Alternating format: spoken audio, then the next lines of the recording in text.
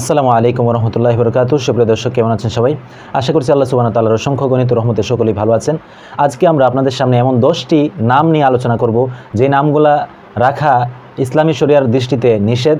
এই নামগুলা রাখার ক্ষেত্রে অনুৎসাহিত করা হয়েছে এবং কিছু কিছু ক্ষেত্রে এই নামগুলার অর্থ এতটাই খারাপ হয়ে যায় যেটা কুফর এবং শিরকের দিকে নিয়ে যায়। তো আজকের এই ভিডিওটা আপনারা সকলেই দেখেন, যেন এই সমস্ত নাম আমরা কেউ, আমাদের সন্তান বলেন, আমাদের কোনো আত্মীয় স্বজন কেউ যেন এই সমস্ত নাম না রাখে।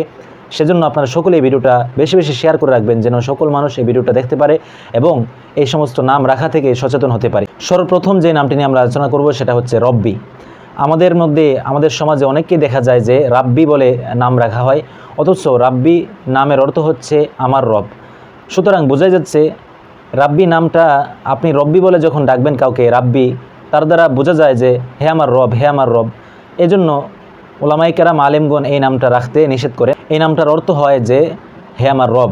এজন্য রাব্বি নাম আপনারা কেউ রাখবেন না। যদি আপনার সন্তানের নাম রাব্বি থেকে থাকে তাহলে আপনারা অবশ্যই এই নামটা পরিবর্তন করে অন্য কোনো নাম রেখে দিবেন। 2 নম্বর যে নামটা সেটা হচ্ছে গোলামে মুস্তফা, গোলাম মুস্তফা। এরকম নাম আমাদের সমাজের মধ্যে অনেক আছে, কিন্তু দুঃখজনক হলেও সত্য যে এই নামটা রাখা ইসলামী শরিয়ার দৃষ্টিতে নিষেধ, কিন্তু তা সত্ত্বেও বহু মানুষ এই নামটা রেখে চলেছে, এই নামটা রাখতেছে। গোলামে মুস্তফা বা গোলামে রসুল এরকম নাম রাখা নিষেধ, কারণ এই নামের অর্থ দাঁড়ায় যে আমি রসুলের গোলাম, অথচ আমরা কেউ রসুলের গোলাম নই, বরং আমরা সকলেই হচ্ছি আল্লাহ সুবহানাহু ওয়া তাআলার গোলাম। এজন্য এরকম নাম কেউ রাখবেন না।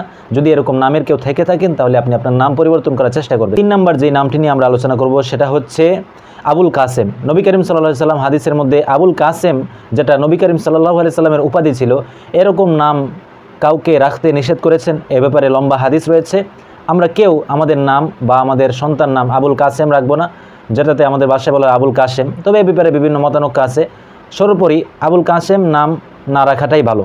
তারপরে যে নামটা নিয়ে আমরা আলোচনা করব সেটা হচ্ছে আবু ঈসা। নবী করিম সাল্লাল্লাহু আলাইহি সাল্লাম হাদিসের মধ্যে আবু ঈসা নাম রাখতে নিষেধ করেছেন, কারণ আমরা সকলেই জানি ঈসা আলাইহিস সালাতু ওয়াস সালামের কোনো পিতা ছিল না। ঈসা আলাইহিস সালাতু ওয়াস সালাম পিতাবিহীন এই দুনিয়াতে এসেছেন। সেজন্য আবু ঈসা নামের অর্থ হচ্ছে ঈসার বাবা। এজন্য নবী করিম সাল্লাল্লাহু আলাইহি সাল্লাম এরকম নাম রাখতে নিষেধ করেছেন, যেহেতু ঈসা আলাইহিস সালাতু ওয়াস সালামের কোনো পিতা নেই। এজন্য আমরা আবু ঈসা নাম রাখা থেকে আমরা বিরত রাখবো। যদি কেউ রাখতে চায় তাহলে ঈসা নাম রাখতে পারে, শুধু ঈসা। আবু ঈসা নাম রাখা এটা শরিয়াসম্মত নয়। আব্দুস শামস। আব্দুস শামস নামের অর্থ হচ্ছে সূর্যের গোলাম। নবী করিম সাল্লাল্লাহু আলাইহি সাল্লাম আব্দুস শামস বা সূর্যের গোলাম এরকম নাম রাখতে নিষেধ করেছেন, কারণ সূর্যের গোলাম এরকম নাম তারা রাখতো যারা সূর্যের উপাসনা করতো, সূর্য পূজারী ছিল। এজন্য সূর্য পূজারীদের এই সমস্ত নাম ইসলামী দৃষ্টিতে রাখা হারাম। তেমনিভাবে আব্দুল কামার। আব্দুল কামারের অর্থ হচ্ছে চন্দ্রের গোলাম।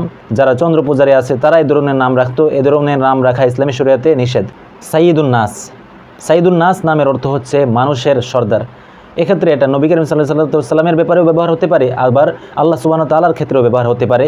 এজন্য এই ধরনের নাম আমরা কেউ লাগবো না, কারণ আমরা কেউই মানুষের সর্দার না, মানুষের নেতা নয়, বরং মানুষের নেতা প্রিয় নবী সাল্লাল্লাহু আলাইহি সাল্লাম। মানুষের নেতা, মানুষের বাদশাহ, মানুষের মালিক হচ্ছেন আল্লাহ সুবহানাহু ওয়া তাআলা। এজন্য সাইয়্যিদুন নাস নাম রাখা থেকে আমরা বিরত থাকব। আব্দুল উজ্জা। আব্দুল উজ্জা এ ধরনের নাম রাখা হাদিসের মধ্যে নিষেধ আছে, কারণ আব্দুল উজ্জা মানে হচ্ছে, উজ্জা হচ্ছে জাহিলি যুগের মধ্যে মুশরিকরা উজ্জা নামে দেবতার ইবাদত করত, যেজন্য তারা আব্দুল উজ্জা নামে তাদের সন্তানদের নাম রাখতো, যেটা ইসলামী শরিয়াতে একেবারেই নিষিদ্ধ। এবং তাছাড়াও আল্লাহ সুবহানাহু ওয়া তাআলা যত সিফাতি নাম রয়েছে, আমরা জানি আল্লাহ তাআলা 99টি নাম রয়েছে। এ ধরনের নাম আমরা যদি রাখি আমাদের সন্তানদেরকে, আমাদের ছেলে মেয়েদেরকে, সেক্ষেত্রে অবশ্যই তার শুরুতে আব্দুন শব্দ বৃদ্ধি করতে হবে।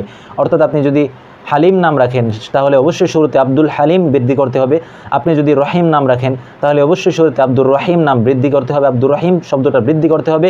আব্দুল শব্দ বৃদ্ধি করা ব্যতীত আল্লাহ তাআলার কোনো সিফাতি নাম আমরা রাখতে পারবো না, এটা সম্পূর্ণ নিষিদ্ধ। এটা আল্লাহ সুবহানাহু ওয়া তাআলার সাথেই খাস। প্রিয় দর্শক, এছাড়াও আরও বহু নাম রয়েছে যেগুলো কোরআন ও হাদিসের দৃষ্টিতে রাখা নিষিদ্ধ। এজন্য নাম রাখার আগে অবশ্যই আমরা মহল্লার ইমাম কিংবা আলেম উলামার সাথে পরামর্শ সাপেক্ষে আমরা নাম রাখার চেষ্টা করব। সেক্ষেত্রে এটা ইসলাম বিরোধী নাম হবে না।